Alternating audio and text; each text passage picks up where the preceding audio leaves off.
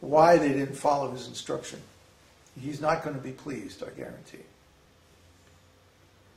So let's just follow these simple instructions, do the right thing, and Kṛṣṇa will take care of us. It's so simple. Huh? So, anyway, are there more people now? No, just two? Boy, I am not pleased with this at all. I am not pleased at all. Where's Neville? Where's Swati? Where's all our usual people? Huh? This is nonsense. I don't know, maybe they couldn't log in or something? No, they've logged in before. What's the problem? The link is always the same. There wasn't an upgrade on LinkedIn. There was? I don't know. Still, but they can download the thing in 2 minutes, right? In theory. Yeah. What's the problem?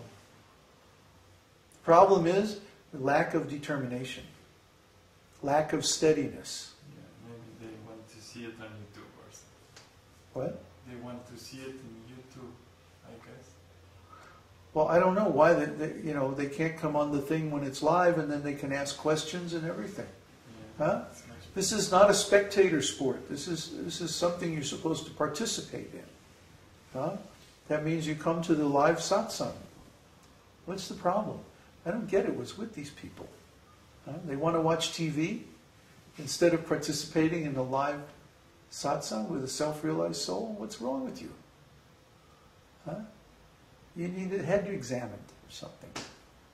Or you need to examine your own head. Huh? Why are you avoiding getting involved and participating in this discussion? What's wrong with you? Don't you understand how valuable it is? I guess not. Anyway, let's dance with the lion.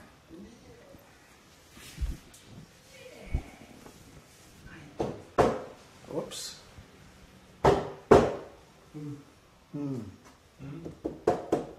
Put this out in the sun, please. And let's see if there's any questions. Boy, that really got flat. What? I'm not sure. Okay. No questions here? No questions. Oh boy. Any questions? Ah. I have a question on the community. Ah, good. There's one. I have lots of questions for that. Good. You have plenty of bits, you know. The issue on material existence being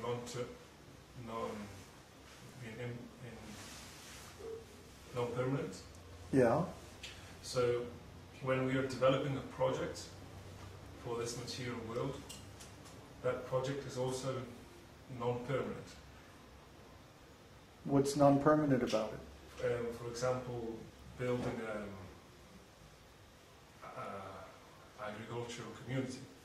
That agricultural community one day will finish and will pass away. So that sort of makes it isn't sort of. You're not seeing with the right eyes. Give me the camera. You're not seeing with eyes of wisdom. You're seeing with material eyes. Huh? This instruction to make a community based on karma yoga is in the Vedas. It's in the Bhagavad-gītā. So the instruction is eternal. I mean, is there ever a time when it's not a good idea to be self-sufficient and independent? Is there ever a time when it's not a good idea to be strong and have the tools of your own subsistence available to you? You see? This is an eternal instruction. It's always good.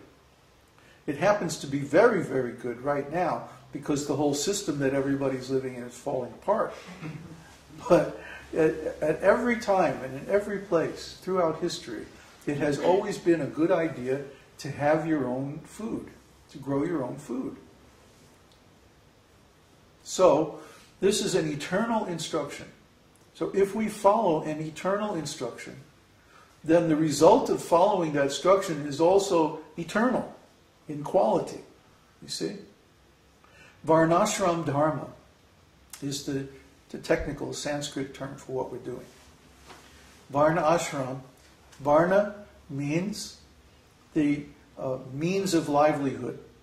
And there are 4 varnas. Brahmanas earn their livelihood by intellectual and priestly work. Kshatriyas earn their livelihood by administration and keeping the peace.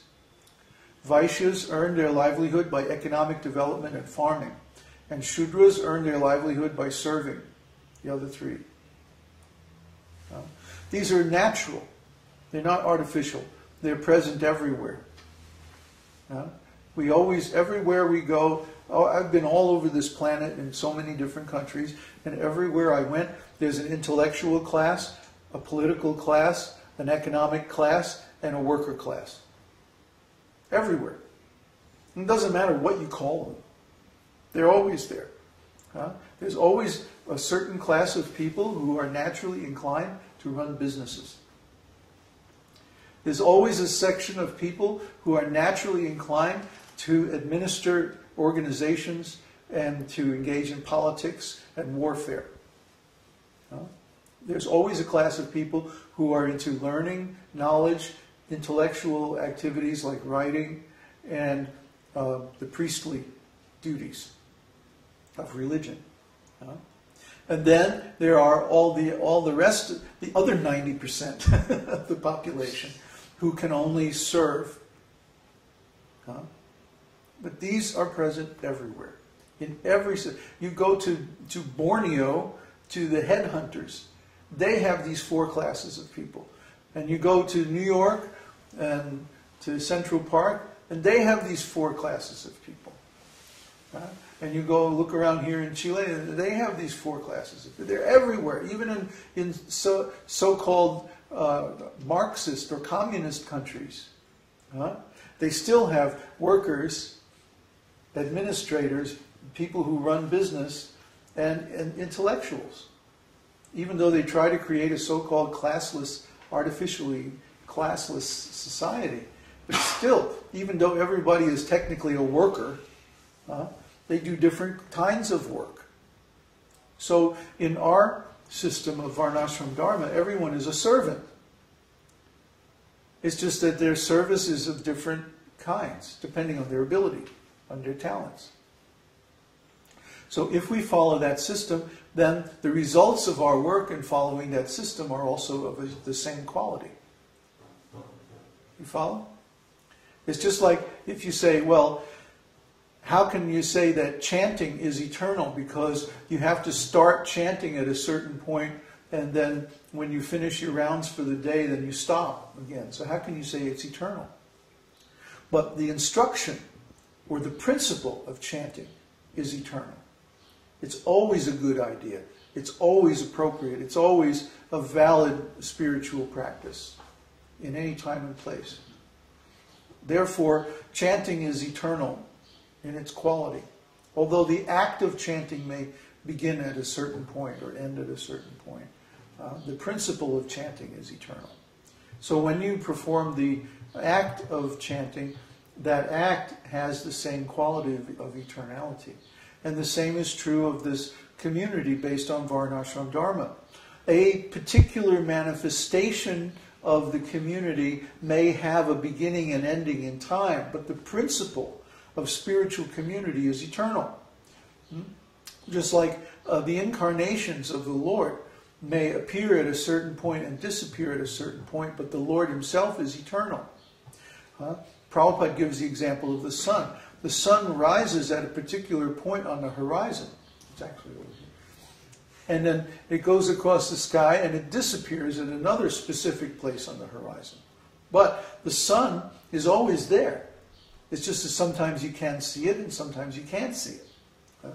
Similarly, this principle of spiritual community is eternal.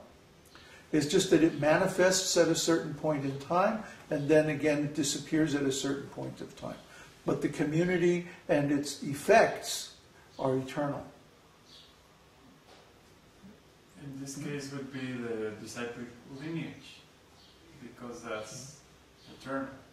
Or The principle of parampara, of disciplic succession, is eternal.